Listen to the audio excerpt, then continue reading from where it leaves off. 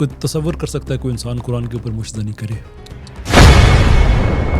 پھر اس کی ویڈیو بنا کے لگائے، اس کے اپنے ویڈیوز عدالت میں ثبوت کے طور پہ دیے جائیں، اور ساتھ پنجاب فورینزک سائنس ایجنسی کی ڈی این اے رپورٹ دی جائے جو کنفرم کرتی ہے کہ یہ غلاظت اسی انسان کی ہے، اور جج عدالت میں اس کو دیکھے ہی نہ اور کہے کہ ہاں تم بھی آزاد ہو۔ 5 کو اس نے آزاد کیا ہے، یہ کہے کہ تمہارے سم، ان کے سم نمبر ان کے نام پہ نہیں تھے، حالانکہ 5 میں سے 2 کے سم نمبر ان کے نام پہ تھے۔ 3 شخصیات ہیں، ایک راؤ عبد الرحیم جو ایڈوکیٹ ہے، ایک علامہ طاہر محمود اشرفی صاحب کے بھائی ہیں، نمبر 3 مولوی عبدالشکور۔ جی، لفظ مولوی عبدالشکور میں بول رہا ہوں، شاید بات کرنا تھوڑا سا مشکل ہے۔ جب یہ کیس بنا تو لاہور میں بہت ساری جگہوں پر ہم نے اشرا میں احتجاج کرتے لوگوں کو دیکھا کہ یہ مولوی صاحب ہیں، شیخ الحدیث ہیں، مدرسے کے اندر وہ ان کے بڑے بہت زیادہ ان کے طلباء ہیں۔ آپ مجھے تھوڑا سا بتائیے گا کہ میں ان تینوں ناموں کے اوپر آؤں گا، پہلے ہم بات کر لیتے ہیں عبدالشکور کیس کے اوپر۔ جب وہ ڈھونڈا جا رہا تھا کہ یہ کون آدمی یہاں سے بلاسفمی کرتا ہے، تو اس کے بعد پھر یہ وہیں پہ موجود تھا، اور پھر وہیں پہ ان کے این سی سی آئی، اس وقت تو ایف آئی اے تھا، وہ ان کا سائبر کرائم ونگ، ان کی اپنی ٹیکنیکس ہوتی ہیں کہ سارے موبائل یہاں پہ ہیں تو ہم کیسے اس موبائل کو پن پوائنٹ کریں، تو وہ پھر وہیں پہ انہوں نے پن پوائنٹ کر لیا، تو وہ اس آدمی کا نکلا۔ تو اس وقت تو بظاہر یہ لگ رہا تھا کہ آدمی ساتھ دے رہا ہے، لیکن بعد میں پتہ چلا کہ وہ کور کر رہا ہے کہ میں ساتھ ہوں تو مجھ پہ دھیان نہ جائے، وہ چراغ تلے اندھیرا والی بات ہے نا، تو باقی سب کو ہم مشکوک بنا لیں، تو وہیں پہ وہ موبائل فون کی وجہ سے اریسٹ ہو گیا تھا۔ ریاست کا ایک عہدیدار، وہ بھلے اسلامی نظریاتی کونسل کا ممبر ہو، میجسٹریٹ ہو، کوئی بھی ہو، اس کی موجودگی میں اس قرآن پاک کو، اس مقدس کتاب، اس نسخے کو غسل دیا جائے، اس کی تدفین کی جائے، اور وہ آفیسر جو ہے آفیشیل اسٹیٹ کا، وہ سرٹیفکیٹ ایشو کرے کہ یہ جو ڈی این اے رپورٹ ہے یہ اسی کتاب کے ساتھ کی ہے جس کا میں سرٹیفائی کر رہا ہوں۔ اس کے بعد کیونکہ اس کتاب کو ابھی 29 کتاب قرآن کے ایسے نسخے پڑے ہوئے ہیں جن کے اوپر غلاظت پڑی ہے، ان کو اگر غسل دینے کی بات کی جائے تو ایف آئی اے کہتے ہیں این سی سی اے کہ یہ ہمارا ایویڈنس ہے۔ کتنے ابھی تک مجرم گرفت میں ہیں؟ مولانا پوڈکاسٹ، مولانا پوڈکاسٹ، مولانا پوڈکاسٹ۔ السلام علیکم ورحمۃ اللہ وبرکاتہ۔ ناظرین اکرام، آپ دیکھ رہے ہیں دین اور دنیا ایک ساتھ ود مولانا پوڈ کاسٹ میں ہوں آپ کا ہوسٹ محمد ابو بکر۔ ناظرین اکرام، جیسا کہ آج کی پوڈ کاسٹ بہت علمی اور آپ کے لیے نفع بخش ہونے والی ہے، یہاں پر آج وہ سوالات کروں گا۔ سب سے پہلے میں آپ کو اس عظیم شخصیت کی طرف لے کے جانا چاہوں گا کہ جو عالم تو نہیں ہے لیکن ان کی قدر میں بحیثیت علم اللہ پاک نے ان کو جو دیا ہوا ہے ایک عالم کے کرتا ہوں، کیونکہ وہ جب بات کرتے ہیں جو بات مجھے کرنی چاہیے تھی، یا میں اپنے علماء کو مخاطب ہوں جس پر کام آپ کو کرنا چاہیے تھا، اللہ پاک اس شخصیت سے لے رہے ہیں۔ وہ ہمارے اسٹوڈیو میں موجود ہیں، قیاسر احمد راجہ صاحب۔ میں آپ کو ان کی طرف لے کے چلتا ہوں، ان کو ویلکم کرتے ہیں۔ السلام علیکم ورحمۃ اللہ وبرکاتہ۔ وعلیکم السلام ورحمۃ اللہ۔ اہلاً و سہلاً قیاسر بھائی، بہت شکریہ آپ تشریف لائے، اور آج آپ کی تشریف آوری سے ہم بہت سارا فائدہ اٹھانے والے ہیں، چونکہ بہت ساری چیزیں ہیں۔ سب سے پہلے تو میں بتاتا چلوں، میں نے جب آپ کو پہلی مرتبہ سنا تھا تو میں یہ سمجھ رہا تھا کہ آپ ماہر ہیں الہاد کے اوپر، آپ کی بڑی گرفت ہے، اور آپ بہت اچھی گفتگو میری نظر سے گزری، تو میں نے کہا یار ماشاءاللہ اللہ پاک نے کیا آپ کو الہاد کے اوپر گرفت دی ہوئی ہے۔ لیکن یہ اچانک سے آپ الہاد سے نکل کر قادیانیت کے مد مقابل آ کر آپ کھڑے ہوئے، اور مسلمانوں کی طرف سے آپ محافظ بن کے کھڑے ہوئے ختم نبوت کے، اور پھر آپ جو ہے وہ بلاسفمیز کیس کے اندر بھی آپ مسلمانوں کا دفاع کرتے ہوئے مجھے نظر آ رہے ہیں۔ سب سے پہلے مجھے یہ بتائیے گا کہ یہ دونوں شعبے آپ نے اچانک سے چینج کیسے کیے ہیں؟ پہلے تو میں بہت شکر گزار ہوں آپ کا، آپ نے اتنی عزت بخشی، اور جو آپ نے فرمایا کہ یہ کام شاید علماء کے کرنے والے تھے۔ دیکھیں، بعض اوقات ہوتا ہے کہ علماء کی ایک برکت یہ بھی ہوتی ہے کہ ان کا کام اتنا پھیل چکا ہوتا ہے جی، کہ کوئی نہ کوئی ان کے جو ایک لگایا ہوا ایک مشعل ہے، دیا ہے، اس میں چلنا شروع کرتا ہے، تو وہ بھی پھر پیچھے سے پہنچ جاتے ہیں کہ یہ روشنی جو ہے اس کے انسان کے آگے آگے رہے۔ جی، تو کام پھر بھی علماء کا ہی ہے، ہم تو اسٹوڈنٹ لوگ ہیں، بس ہمارا تو جو فقیر ہیں، دستک دینے والے جو ہیں، نو مور دین دیٹ۔ جی، باقی جو آپ نے کہی بات الحاد وغیرہ والی، دیکھیں میرا آج بھی جو ریلیجس کاز جو ہے جی اس کے حوالے سے میری جو خدمات ہیں وہ الحاد، secularization of Pakistan, feminism, transgenderism, Marxism, liberalism, انہی چیزوں کے خلاف ہے. ٹھیک ہے. تو آپ یہ کہہ سکتے ہیں کہ اللہ عز و جل نے مجھے وہ فیلڈز دیں، لیکن اس کے ساتھ ہے کہ کچھ چیزیں ایسی ہوتی ہیں کہ وہ آپ کی فیلڈ سے اوپر ہوتی ہیں، وہ سب مسلمانوں کا مشترکہ کاز ہوتا ہے. ختم نبوت جو ہے، اب میں مثال کے طور پہ اگر ختم نبوت کے حوالے سے کام نہ کروں تو الحاد کا جو کام ہے وہ کس کام ہے؟ یہ تو اس چھتری کے نیچے آنے والے یہ چیزیں ہیں.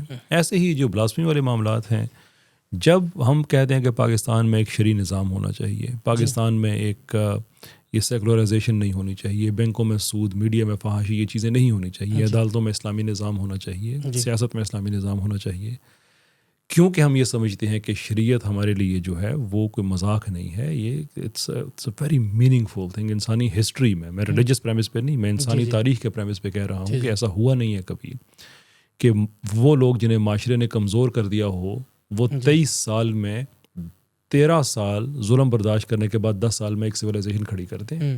ایک مطلب یہ انوملی جسے کہتے ہیں نا، یہ وہ ہے. لیکن اس سارے مقصد کو اچیو کرنے کے لیے یہ شریعت جس ذات عظیم کے ساتھ بندھی ہوئی ہے، جب ان کے نام کا ہم دفاع نہ کر سکیں، ان کی ناموس کا دفاع نہ کر سکیں، تو کوئی شریعت کی آپ بات ہی نہیں کر سکتے پھر. جی بہت شکریہ.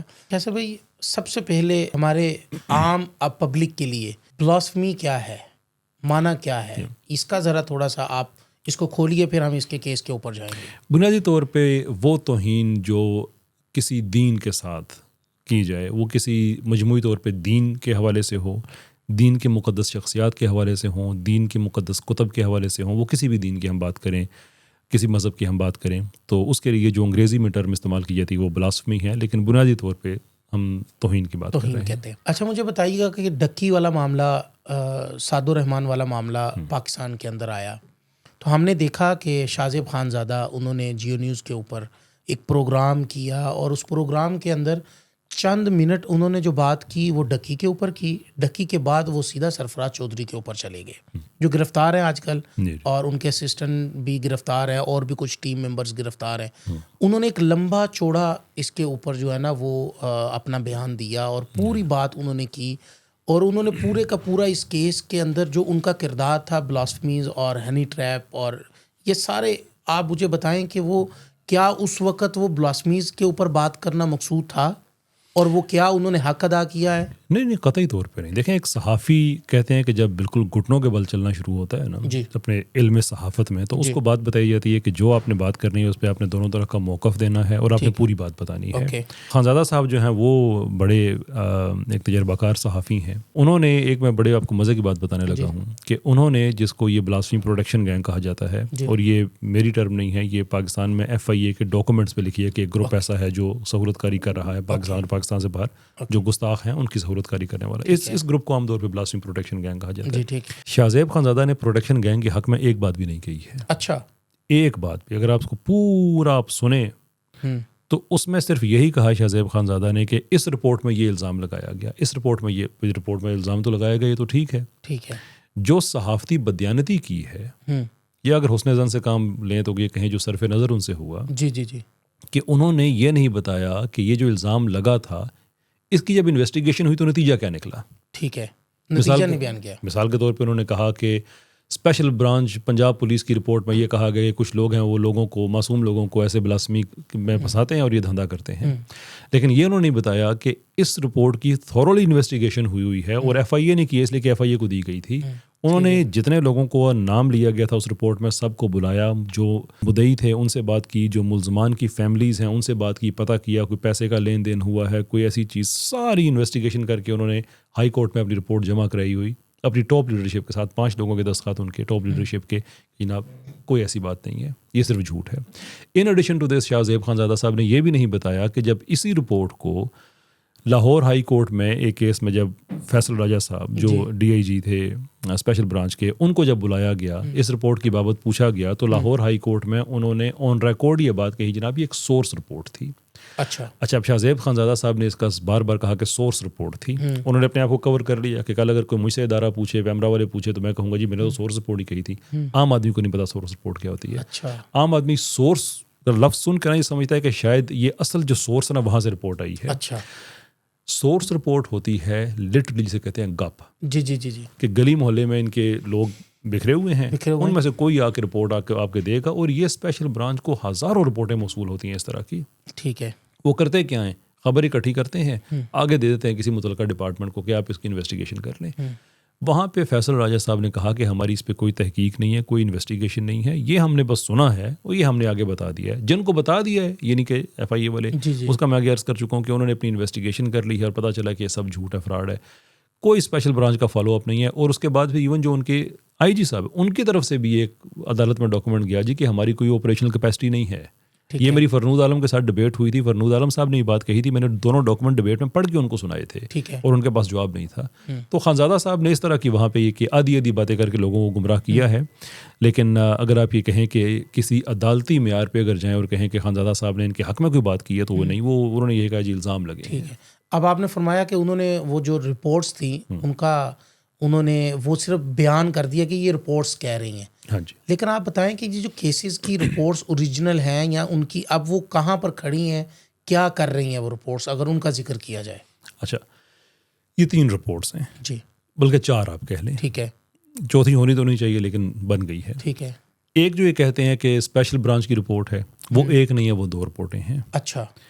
تیسری رپورٹ جو نہیں بیچ میں شامل ہونی چاہیے وہ فیکٹ فوکس کی ہے. اچھا. وہ احمد نورانی نام کا ایک صحافی ہے پاکستان سے باہر, وہ اس کے ادارے پہ چلی اور اس نے بنیادی طور پہ جو چیزیں اسپیشل برانچ کی رپورٹ میں نہیں بھی لکھی تھی وہ بھی اپنے پلے سے ڈال دی اس نے.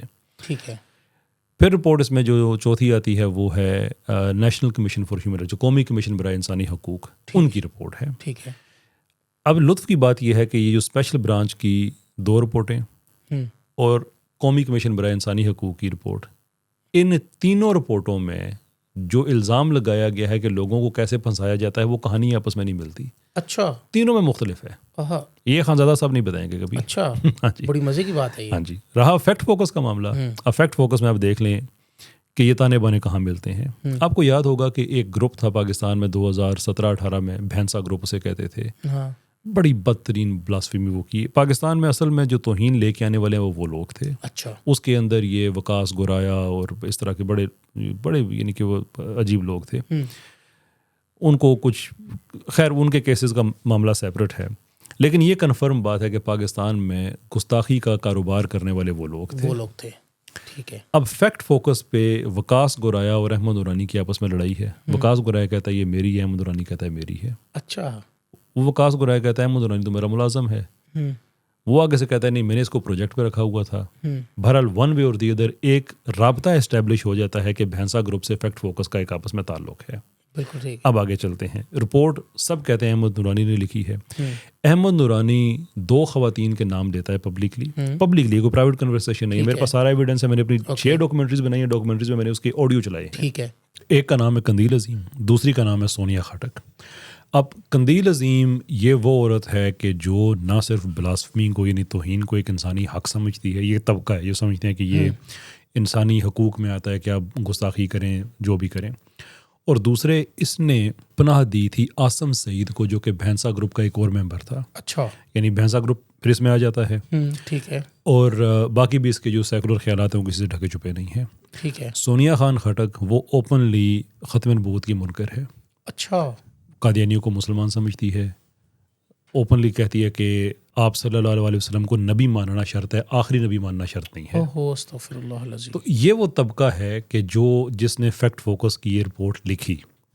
اب فیکٹ فوکس پاکستان میں بینڈ بھی ہے, اس پہ پابندی ہے, ایک علیحدہ ادارہ ہے. ٹھیک ہے. کس طرح سے ان کو عدالت انٹرٹین کر رہی ہے, کیا ان کا لکھنے کا طریقہ کار, وہ خیر ساری باتیں جو ہیں وہ آگے. اب یہ تو ہے ساری جو رپورٹس کی بات ہے. اس کے علاوہ آپ یہ دیکھیں کہ کوئی چھوٹے لیول کا دجل نہیں کیا گیا نا. ہائی کورٹ میں یہ بات ہم سب نے دیکھی کہ ہائی کورٹ میں گئی جسٹس اعجاز اسحاق, وہ بڑا کچھ 40-42 لائیو سماعتیں ہوئی, سارا کچھ ہوا. اب ہائی کورٹ میں آپ ڈائریکٹلی نہیں جا سکتے. جی. پہلے حکومت آپ کو انکار کرتی ہے, اس انکار کی بیس پہ آپ جاتے ہیں, پھر کہتے ہیں کہ حکومت ہماری نہیں مان رہی, اب ہم عدالت کے پاس آ گئے ہیں. ٹھیک ہے. انہوں نے وزارت داخلہ کو ایک خط لکھا, ایک درخواست لکھی. وزارت داخلہ نے آگے سے، اب وزارت داخلہ یہ ذہن میں رکھیں کہ وہ بہت سی ملک کے جو ریاستی ادارے ہیں ان کے اوپر ایک امبریلا آرگنائزیشن ہے، وہ خود سارے کام نہیں کرتے. تو جب کوئی درخواست جاتی ہے تو کہیں نہ کہیں سے ان کو پھر وہ جس متعلقہ ادارے کو ہوتی ہے ان کو بھیجتے ہیں. تو انہوں نے FIA کو بھیجا کہ 134 لوگ ہیں ان کی طرف درخواست آئی. آپ دیکھیں 40 کے قریب ان میں سے لاہور کے تھے. اچھا. جو FIA لاہور کو جو جہاں پہ ان کا جو آفس ہے، جب اس کو وہ درخواست ملتی ہے انہوں نے ان لوگوں سے رابطہ کیا، تقریباً سبھی نہیں آگے سے انکار کیا. کون سی درخواست بھی ہمیں تو پتہ ہی نہیں ہے. اچھا. اس درخواست پہ نہ کسی کے دستخط تھے نہ کسی کا تھم پرنٹ تھا. اچھا بس ایسے بلکہ ان لوگوں نے آ کے یہ جمع کرائی اپنے حلف نامے کو کیا کہتے ہیں ان کے بیان جو ہیں، اچھا وہ جمع کرائے کہ ہم نے کوئی ایسی درخواست نہیں دی ہے، ہم حرمت رسول صلی اللہ علیہ وسلم کے ساتھ کھڑے ہیں، ہم صرف یہ چاہتے ہیں کہ جو ہمارے بچوں سے یہ گناہ عظیم ہو گیا ہے علماء ہمیں بتائیں کہ فقہ میں ان کی معافی کی گنجائش ہے یا نہیں. اگر نہیں ہے تو آپ ان کو جو مرضی سزا بنتی ہے دے دیں، ہمیں کوئی مسئلہ نہیں ہے. لیکن یہ سیکولر طبقہ جنہوں نے چھلانگ لگائی بیچ میں اور انہوں نے ہی یہ جال سازی کی انٹیریئر منسٹری والی، اس کے بعد یہ چلے گئے اب یہ اعجاز ساقی عدالت میں. اب وہاں پہ ایک بڑی انٹرسٹنگ بات ہوتی ہے، ہر پٹیشن ایک شخصیت کے نام سے ہوتی ہے، باقی سارے پھر جو ہیں وہ آپ کہہ لیں معاونین ہیں یا باقی سارے اس کے کو پٹیشنر ہیں. یہاں پہ جو خاتون تھی جس کے نام سے پٹیشن گئی اس کا نام تھا نور فاطمہ. اچھا نور فاطمہ. تو نور فاطمہ بنام ریاست پاکستان یہ اس کا آفیشیل نام ہے. ٹھیک ہے. نور فاطمہ کی ایک آڈیو سوشل میڈیا پہ موجود ہے جو کہہ رہی ہے کہ کہڑے وکیل نے سانوں پوچھا دسے نہیں انہوں نے کہ جو پرے گئی ہے وہ ہم سے پوچھا ہی نہیں کہ پرے کیا تھی. پھر میں ایک فیملی ممبر سے ملا، کئیوں سے ملا، یہ میں ان 2-3 کی بات کروں جو ڈاکومنٹری میں میری ہے. جی بالکل ٹھیک. انہوں نے کنفرم کیا کہ جناب ہم یہ درخواست لے کے گئے تھے کہ علماء کا کوئی پینل بٹھایا جائے کہ یہ گناہ تو ہو گیا ہے، اب بتائیں کہ اس میں کوئی معافی کی گنجائش بنتی ہے تو ٹھیک ہے، نہیں بنتی ہے تو جو سزا بنتی ہے آپ انہیں دے دیں، ہمیں کوئی اعتراض نہیں ہے، ہم ان کے لیے اپنی آخرت خراب نہیں کریں گے. صحیح ہے. لیکن انہوں نے خود ہی اپنی طرف سے وکیلوں نے پریئر لکھی، اپنی طرف سے وہ باتیں لکھی جو ہمیں پتہ ہی نہیں، نہ ہمیں دکھائیں، عدالت میں چلے گئے. میں نے ان سے پوچھا کہ جب آپ کی مرضی کی پریئر لکھی نہیں گئی تو آپ نے جج کو نہیں بتایا؟ انہوں نے کہا جناب میں نے CM موو کی عدالت میں، اعجاز ساق صاحب نے پڑھ کے سائڈ پہ رکھ دی. جیسے سارے کا سارا ایک پورا مینج طریقے سے ہو رہا ہو نا، اس طریقے ان کو دکھایا ہی نہیں. انہوں نے پوچھا کہ پریئر کیا لکھی ہے، انہوں نے کہا جی کانفیڈینشیل ہے، وکیل صاحب کہہ رہے ہیں، یہ عثمان وڑائچ وغیرہ جو ہے یہ کہہ رہے ہیں کانفیڈینشیل. ابھی یہ دنیا میں کیا کب ہوتا ہے کہ وکیل اپنے موکل سے کوئی چیز چھپا کے کر رہا ہے، اس کو بتایا نہیں رہا تو سیدھا ان کا نام استعمال کر رہا ہے نا. تو اس طرح کے پھر ہم جب وہ چیزیں جب دیکھتے ہیں تو اسے اندازہ ہوتا ہے کہ دس از مچ مور دین جو بھی وہ سیکولر طبقہ جو کہہ رہا ہے، یہ سے بہت گہرائی کی بات ہے. جی کیسر بھائی مجھے یہ بتائیے گا کہ یہ جو میرے سامنے سے بھی ایک ویڈیو گزری ہے جس کے اندر وہ آ کے کہتا ہے کہ جی بلاسفمی کیسے ہوتا ہے کہ آپ کو کسی گروپ میں ایڈ کیا جاتا ہے، پھر آپ کو اس گروپ کے اندر سے ہنی ٹریپ کر کے آپ کو جو ہے نا وہ یہ سارا کا سارا کیس ہنی ٹریپ ہے، بس پیسہ بٹورنے کے لیے. تو اس کے اوپر آپ کیا روشنی ڈالیں گے؟ اور اس کے اوپر میں مزید بھی آگے 1-2 سوال ہیں اسی کے ریلیونٹ، تو ذرا پہلے یہ تو بتائیے گا کہ کیا وہ ایسے ہی ہے؟ اچھا یہ چیز سمجھنے کے لیے مجھے 1-2 چیزیں اگر آپ اجازت دیں جی وہ وضاحت کرنے کی بڑی ضرورت ہے. دیکھیں ایک ہوتی ہے بلاسفیمس انٹریپمنٹ، ایک ہوتی ہے ہنی انٹریپمنٹ. ٹھیک ہے، یہ 2 علیحدہ چیزیں ہیں. یہ جو ہمارا سیکولر طبقہ ہے، اس سیکولر طبقے کے پیچھے جو لیگل ڈیزائننگ کی ہے یہ ایک وکیل ہے عثمان کریم الدین، اس نے کی ہے. انسیڈنٹلی مبارک ثانی کے کیس میں بھی یہی سب سے آگے تھا، یہاں پہ بھی اکثریت کیسز اسی کے پاس ہیں، بڑی تعداد اس کے پاس ہے. یہ قادیانی ہے. اب میں یہاں پہ قادیانی کارڈ نہیں کھیلنا چاہتا، لیکن میں سیاق و سباق کے لیے بتانا چاہتا ہوں کہ جناب یہ پوری انفارمیشن لوگوں تک آ جائے. یہ 2-3 جو رپورٹیں آئی ہیں اور یہ جو آدمی آیا ہے، اس سے پہلے کبھی کسی آدمی نے یہ کلیم نہیں کیا تھا. 2020 میں لوگ پکڑے گئے ہیں، کبھی کسی نے نہیں کہا ہمیں اس طرح سے پھنسایا گیا ہے. 2021 میں کسی نے نہیں کہا. یہ تو بہت بعد میں جب یہ سیکولر طبقہ اور عثمان کریم الدین چھلانگ گئی تو سب کی کہانی اچانک چینج ہو گئی. اچھا جو 2020 میں اریسٹ ہوا ہے، ایک ڈاکومنٹ پہ اس نے نہیں کہا مجھے اس طرح سے پھنسایا گیا ہے. 2025 میں وہی کہہ رہے ہیں مجھے ایسے پھنسایا گیا ہے. تو تم عدالتی ڈاکومنٹ تو دیکھ لو نا اپنی، ٹھیک ہے، اپنی رپورٹس دیکھ لو، 340 کی ہوتی ہے، 342 کی، 161 کی، کسی میں کبھی ذکر تک نہیں آیا ان چیز کا. اچھا اب یہ جو فرق ہے نا سمجھنا بڑا ضروری ہے کہ یہ طبقہ کرتا کیا ہے اور اعجاز ساقی عدالت سے کیا کرایا گیا تھا. ہنی ٹریپنگ ہوتی ہے کہ ایک جرم ہو گیا، اب آپ نے اس ملزم کو کسی نہ کسی طریقے سے آپ نے اپنے جھانسے میں آپ نے اسے پھنسانا ہے اور آپ نے اسے گرفتار کرنا ہے. ٹھیک ہے. اس کی آپ مثال یہ لے لیں کہ جیسے آپ یہ کہہ لیں کہ پاکستان میں کوئی یہ جو اپنا موبائل فون ہوتے ہیں جن کی وہ IMEI نمبر وغیرہ چینج کیے ہوتے ہیں, یہ اللیگل ہیں. ایک آدمی اشتہار لگاتا ہے جی میرے پاس وہ فون ہے تو آپ مجھ سے لے لیں. اب یہ غیر قانونی کام نان پی ٹی اے میرے پاس, نان پی ٹی اے. جی ٹھیک. نان پی ٹی اے وہ بھی جو جسے پتہ نہیں وہ پیچ سم تھنگ جس طرح سے کہتے ہیں, پیچ والا موبائل. اچھا وہ ایک جرم ہو گیا ہے.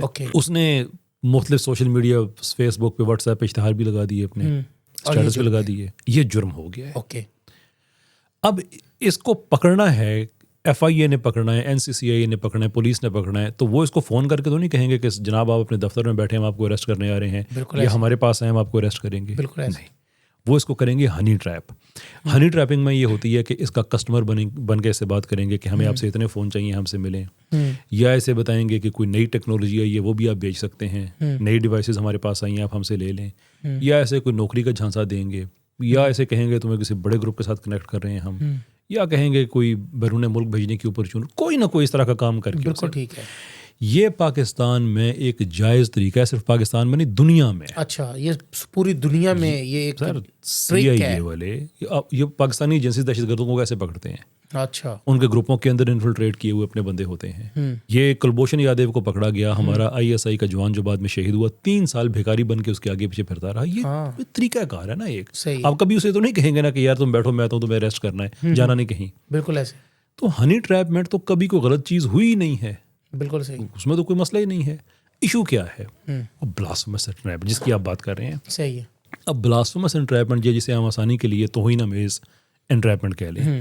کہانی یہ گھڑتے ہیں کہ اگرچہ یہ 3 رپورٹس جو میں نے بتائی, یہ تینوں میں کہانی تو ڈفرینٹ ہے, لیکن پھر بھی اس کا اگر آپ ایک ایوریج لے لیں تو وہ کچھ اس طرح سے بنتی ہے کہ کسی گروپ میں ایک آدمی کو شامل کیا جاتا ہے, یا کوئی گروپ پہلے سے ہی آدمی کسی واٹس ایپ کے گروپ میں ہوتا ہے, اس سے کوئی لڑکی بات کرتی ہے, ان کی آپس میں کوئی بات چیت چل نکلتی ہے, پھر وہ لڑکی اس کو ایک توہین آمیز کوئی مواد بھیجتی ہے, وہ آگے سے کہتا ہے کہ تم نے کیا بھیجا ہے, وہ کہتی ہے میں نے تو کچھ نہیں بھیجا, وہ کہتا ہے تم نے بھیجا ہے, وہ کہتی ہے اچھا ثبوت دو.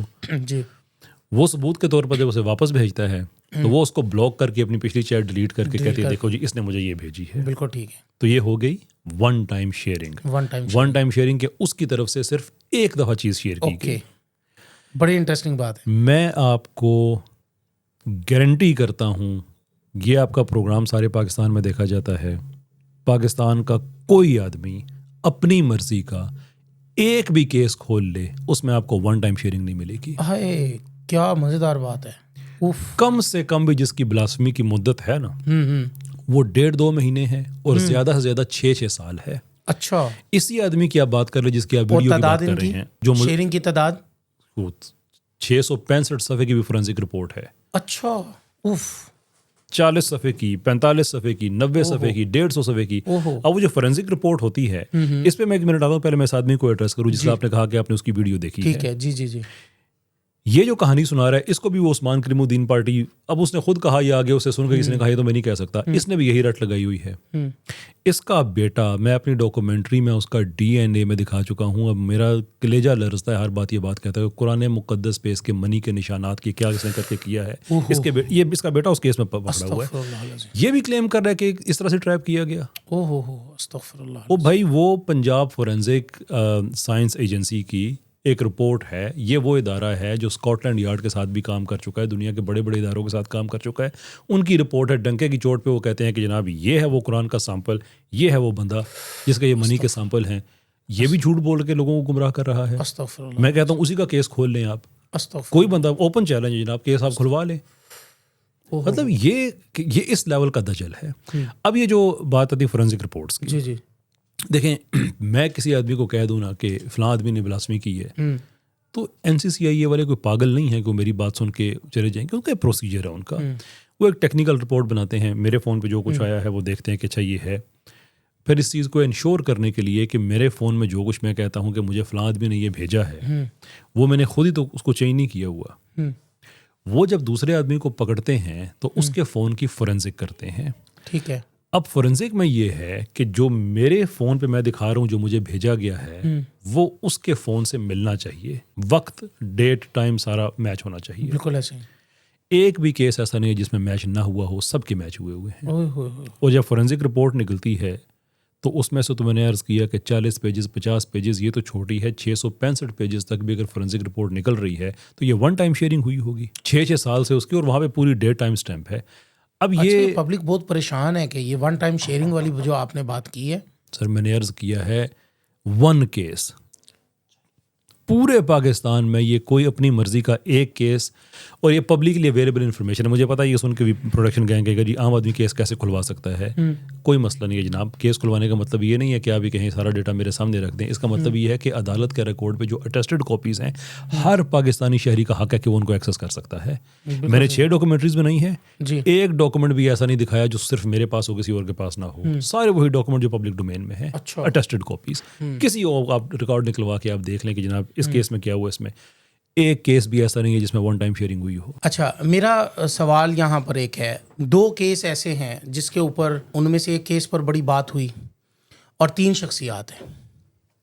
ایک راؤ عبد الرحیم جو ایڈوکیٹ ہیں, جی جی. ایک علامہ طاہر محمود اشرفی صاحب کے بھائی ہیں. جی جی. نمبر 3 مولوی عبدالشکور. جی جی. لفظ مولوی عبدالشکور میں بول رہا ہوں, شاید بات کرنا تھوڑا سا مشکل ہے. تو جب یہ کیس بنا تو لاہور میں بہت ساری جگہوں پر ہم نے اشرا میں احتجاج کرتے لوگوں کو دیکھا کہ یہ مولوی صاحب ہیں, شیخ الحدیث ہیں, مدرسے کے اندر وہ بڑے ان کے بڑے بہت زیادہ ان کے طلباء ہیں. تو اس کیس کے اوپر آپ مجھے تھوڑا سا بتائیے گا کہ میں ان تینوں ناموں کے اوپر آؤں گا. پہلے ہم بات کر لیتے ہیں عبدالشکور کیس کے اوپر.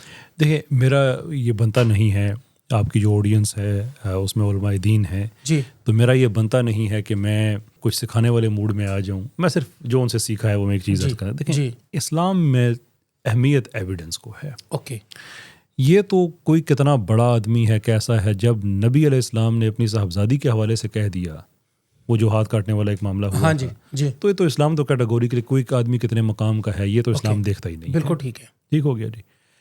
اب ہم نے دیکھنا ہے ایویڈنس. ٹھیک ہے. میں بجائے اس کے کہ میں کچھ کہوں, میں یہ کہتا ہوں کہ جو NCCIA والے ہیں یہ اوکیجنلی لوگوں کو دعوت دیتے ہیں, سب کو نہیں, جو معاشرے کے دانا و بینا لوگ ہیں, علماء کا طبقہ ہے, اسکالرس ہیں, لائرس ہیں, ان کو بلا کے وہ کہ آپ ایگزامن کریں, ہماری اس میں ہیلپ کریں کہ اس کے اندر اور کیا چیزیں ہو سکتی ہیں. تو میں یہ آفر کر سکتا ہوں کہ علماء کا کوئی بھی طبقہ ہے وہ ایک وفد اکٹھا ہو کے, یہ بات میں نے پہلے بھی یہ کچھ عدالتی معاملات ہیں, میں اس کی تفصیل میں نہیں جا سکتا, بٹ میں یہ کہہ سکتا ہوں کہ چونکہ ان کی طرف سے یہ اجازت ہے کہ آپ کسی کا پیغام پہنچا سکتے ہیں, جی, تو آپ ایک لیگل چینل ہے اس کے ذریعے آپ کہ یہ علماء کا طبقہ ہے, بہت ہی ہائی سینسٹیو کیسز ہیں یہ, بہت ہی حساس کیسز ہیں, یہ وفد ہے علماء کا, یہ ایگزامن کرنا چاہتا ہے. ٹھیک ہے. کوئی بھی وفد آتا ہے, NCCIA والے جتنا جج الاؤ کرتا ہے, جو عدالت الاؤ کرتی ہے اس پیرامیٹر کے اندر, لیکن وہ جتنا الاؤ بھی کرتے ہیں وہ بھی انسان کی آنکھیں کھولنے کے لیے کافی ہیں. میں آپ کی پلیٹ فارم پہ یہ بات کیٹیگوریکلی کہہ رہا ہوں بغیر کسی لگی لپٹی کے کہ مولوی شکور کا کیس بالکل جینون کیس ہے, اس میں کچھ بھی غلط نہیں کیا گیا ہے, سارا ایویڈنس اویلیبل ہے. اب کوئی انسان ایک طرف, اور میں جذبات لوگوں کے سمجھ سکتا ہوں کہ ایک آدمی جس نے دین پڑھا ہو, دین پڑھایا ہو, اسے آپ کیسے ایکسپیکٹ کر سکتے ہیں, لیکن میرا خیال ہے کہ اگر ہم تاریخ دیکھیں تو جن لوگوں نے نبوت کے دعوے کر دیے وہ کوئی جاہل تو نہیں تھے, وہ بڑے بڑے مقام کے لوگ تھے. تو ہم نے تو ایویڈنس کو دیکھنا ہے, شواہد کیا ہیں وہ دیکھنے ہیں, وہ سب کے سامنے موجود ہیں. تو اس کے علاوہ بھی اگر علماء کا کوئی وفد ہے جو اس کو ایگزامن کرنا چاہتا ہے بالکل کیا جا سکتا. تھوڑا سا کہ ان کی گرفتاری پر روشنی ڈال دیں, جو آف دی ریکارڈ جو قصہ ایک ہے وہ ذرا تھوڑا سا بیان ہو جائے یہاں پہ. دیکھیں, جب ان کو گرفتار کیا گیا تو کیا یہ وہ جو بات ہے کہ یہ 7 سال گرفتاریاں کروا رہے تھے, میں نے جو ظاہر سی بات ہے میں موقع پہ موجود تو نہیں تھا, جی, لیکن یہ ایک اینیکڈوٹل ایویڈنس میرے پتے میں ہے کہ اس وقت یہ آدمی ساتھ تھا جب وہ ڈھونڈا جا رہا تھا کہ یہ کون آدمی یہاں سے بلاسفمی کرتا ہے. تو اس کے بعد پھر یہ وہیں پہ موجود تھا اور پھر وہیں پہ ان کے NCCI اس وقت تو FIA تھا وہ ان کا سائبر کرائم ونگ, ان کی اپنی ٹیکنیکس ہوتی ہیں کہ سارے موبائل یہاں پہ ہیں تو ہم کیسے اس موبائل کو پن پوائنٹ کریں. تو وہ پھر وہیں پہ انہوں نے پن پوائنٹ کر لیا تو وہ اس آدمی کا نکلا.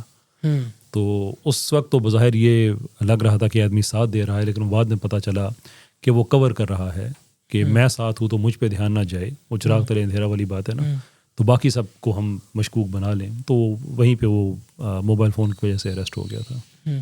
اچھا, دوسرے پوائنٹ پہ آ جاتے ہیں کہ بہت سارے لوگ جب ارے میں معذرت چاہتا ہوں, دو آپ نے وہ لوگوں کے نام لیے. جی میں اسی دوسرے جی میں دوسرے نام پہ آ رہا ہوں پلیز. پلیز دوسرے نام پر آ رہے ہیں کہ جو طاہر محمود اشرفی صاحب کے بھائی ہیں. جی میں جانتا ہوں اور بہت سارے علماء بھی جانتے ہیں, اس کی بڑی خدمات ہیں, یہاں تک کہ مبارک ثانی کیس کا مدعی وہی تھے.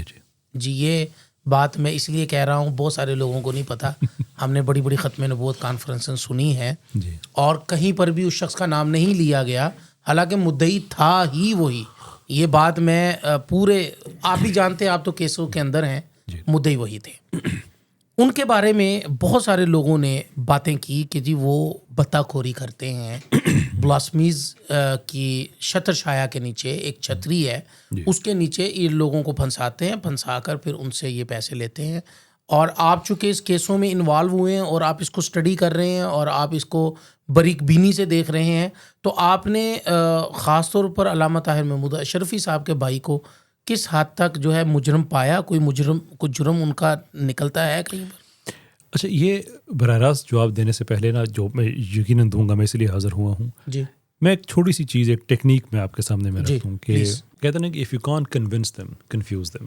اوکے, کہ آپ انہیں قائل نہیں کر سکتے نا تو کنفیوز کر دیں. اوکے, اب علماء کے طبقے کو یہ قائل تو نہیں کیا جا سکتا کہ ایک بلاسمی گینگ ہے, یہ ہے, وہ ہے, وغیرہ وغیرہ. کنفیوز کس طرح سے کر دو کہ ایک عالم دین کے بھائی کا نام آگے کرو, فلاں کا فلاں کے ساتھ کرو, فلاں کا اپنے اسٹیج پہ ایک مولوی بٹھا دو, تو سارا طبقہ کنفیوز ہو جائے گا.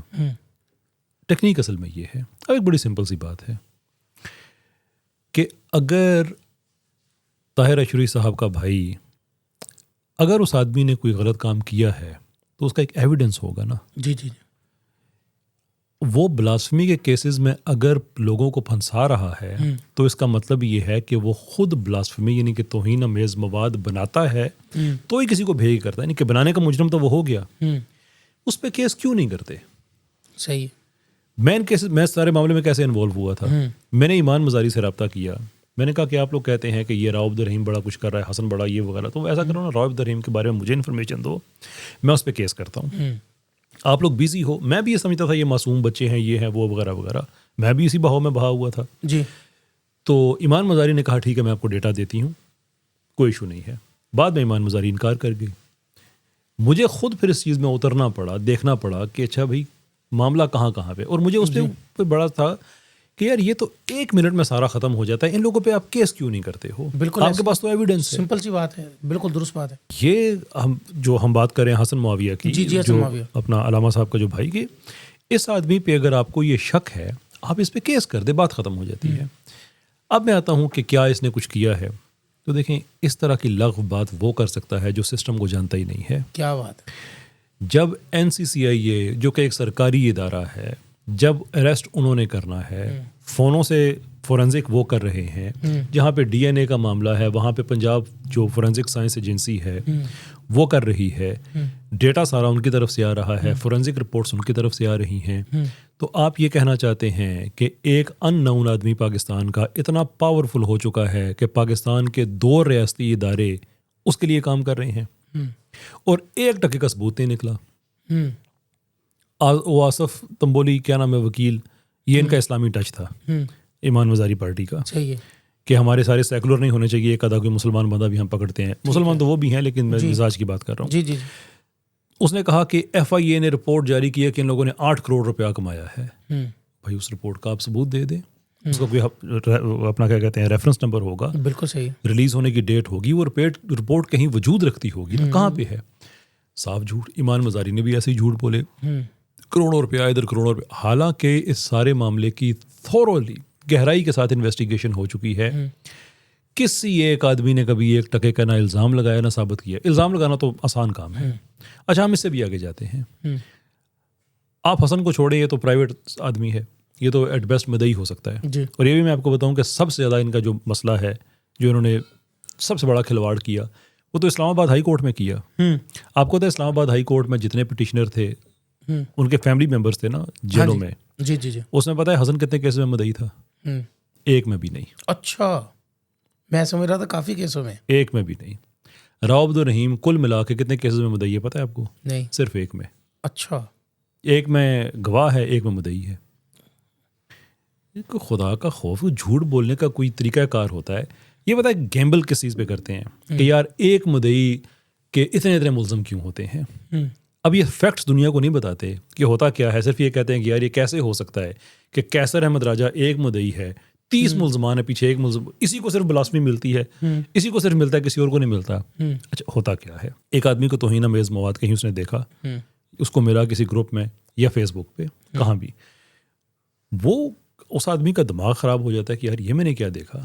وہ جا کے بتاتا ہے NCCIA کو جناب یہ میں نے دیکھا ہے. NCCIA والے اس کے فون کی ٹیکنیکل کرتے ہیں, ٹیکنیکل انالیسز کرنے کے بعد یہ تکنیکی تجزیہ ان کا اپنا ہے, وہ کرنے کے بعد اپنا پورا ان کا سیٹ اپ ہوتا ہے بندے کو کیسے ٹریپ کرنا ہے, اریسٹ کرنا ہے, پورے انالیسز کرتے ہیں. اس بندے کو اریسٹ کیا, اس کے فون کا فورینزک کیا. اچھا اب جس کے فون کا فورینزک کرتے ہیں تو وہ دیکھتے ہیں کہ جو واٹس ایپ گروپس ہیں اندر یا فیس بک پہ اور جو لوگ ہیں اس میں 4 لوگ 5 لوگ اور ہیں جو یہی کام کر رہے ہیں. صحیح. تو وہ جرم آگے کھل گیا, وہ بن جاتے ہیں. انہیں کہا جاتا ہے ہمراہی ملزم یا کو ایکیوزڈ انگلش میں کہتے ہیں. ان تک جب پہنچتے ہیں تو آگے سے 5-7 اور ملتے ہیں, لیکن وہ سارے اسی FIR کے اندر ایڈ ہوتے ہیں جو سب سے پہلے کی گئی ہوتی ہے. تو میں نے تو FIR کرائی تھی ایک بندے کے خلاف, اب باقی اگر وہ خود ڈھونڈ کے اس کے اندر ڈال رہے ہیں تو یہ لکھا آئے گا کہ FIR کرائی ہے کیسر نے, لیکن اس کے اندر مثال کے طور پہ 15 بندے آ گئے ہیں, لیکن 15 بندے کیسر نہیں لے کے آیا. بالکل ایسے. کیسر نے ایک FIR کرائی تھی, باقی انہوں نے خود ڈھونڈ کے اسی کیس کے, چونکہ وہ اسی بندے کے ساتھ تھے اس جرم کے مرتکب ہوئے, وہ پورا گروپ تھا نا, پورا گروپ تھا, تو انہوں نے ڈال دیا. بالکل. اس میں آپ کہیں کہ حسن کا جو ہے وہ ہوگا مثال کے طور پہ 1 مقدمہ 2 3 10 مقدمے میں ہوگا, اس میں 30-40 لوگ, دیکھو یار اسی کو مشغول. اصل ڈرامہ یہ ہے. صحیح ہے. بات صرف اتنی سی ہے کہ یا تو آپ یہ کہیں کہ حسن جیسے آدمی کا یا راؤ عبدالرحیم جیسے آدمی کا اتنا زیادہ ایکسس ہے کہ وہ ملک کے ملٹیپل ریاستی اداروں کو اپنی مرضی سے چلا رہے ہیں. پھر دوسری بات, اس پہ الزام آپ کتنا عرصہ لگائیں گے؟ PTA جی انہوں نے 1,10,000 لنکس ایسے بلاک کیے ہیں. 1,10,000. پیمرا کی رپورٹ موجود ہے, اس پہ انفارمیشن بورڈ کی رپورٹ موجود ہے, اس پہ وزارتی مذہبی امور کی رپورٹ موجود ہے. قرآن بورڈ پنجاب جہاں پہ انہوں نے اسپیشل برانچ کے وہاں پہ آفیسر تھے معاذ ظفر صاحب, وہ بیٹھے ہوئے تھے. قرآن بورڈ نے پوچھا یہ آپ کی رپورٹ یہ کہتی ہے کہ بلاسفمی بزنس گروپ ہے, تو 60 سے 70 کے قریب لوگ تو ہم نے پکڑوائے ہیں, قرآن بورڈ پنجاب نے پکڑوائے ہیں, تو ہم بھی بزنس کر رہے ہیں. معاذ ظفر صاحب نے کہا جی مجھے تو علم نہیں ہے. ظاہر سی بات ہے ہر آدمی کے علم میں ہر چیز نہیں ہوتی, تو انہوں نے کہا جی وہ سوشل میڈیا پہ چیز ایسی ہوگی مجھے نہیں پتا. تو کہنے کا مطلب یہ ہے کہ شروع میں جو 119 کیسز تھے اب وہ غالباً 138 پہ چلے گئے ہیں, اس کے اندر جو لوگ پکڑے گئے اس میں شروع میں جو پکڑے گئے وہ تو تھے ہی قرآن بورڈ پنجاب کے. زبردست. لیکن مسئلہ کیا ہے؟ نام لگا دو حسن کا, نام لگا دو راؤ عبدالرحیم کا, اور راؤ عبدالرحیم کا لنک جوڑ دو کسی نہ کسی مذہبی جماعت کے ساتھ کہ یہ مذہبی لوگ آپس میں ایک دوسرے سے کلیش کرتے رہیں اور ہم سائڈ پہ لے کے اپنا کام کرنا شروع کر دیں. سوال ہمارا بڑا سمپل ہے کہ آپ اگر یہ سمجھتے ہیں کہ ان لوگوں نے کچھ نہیں کیا تو ٹرائل میں آپ ان کو کیوں نہیں چلنے دیتے؟ صحیح. ٹرائل چلنے دیں. کبھی یہ کمیشن بنا دو غیر قانونی, کبھی اب اگر ہائی کورٹ میں اپیلیں جا رہی ہیں تو وہاں پہ بھی سارا وہی جتھا بیٹھا ہوا ہے. اب میں کیا کہوں, مطلب کہنے کا یہ ہے کہ 2-4 لوگوں کا نام لگا دینا بڑا آسان ہے, لیکن یہ جو 3-4 چیزیں میں نے آپ کے سامنے رکھی ہیں, ایک تو یہ ہے کہ آپ یہ کہیں کہ اس آدمی کا ریاستی اداروں پہ اتنا زیادہ استحقاق ہے. دوسرا آپ یہ کہہ دیں کہ اس کے پاس اس نے پتہ نہیں کتنے پیسے کمائے ہوئے ہوں گے. باوجود اس بات کے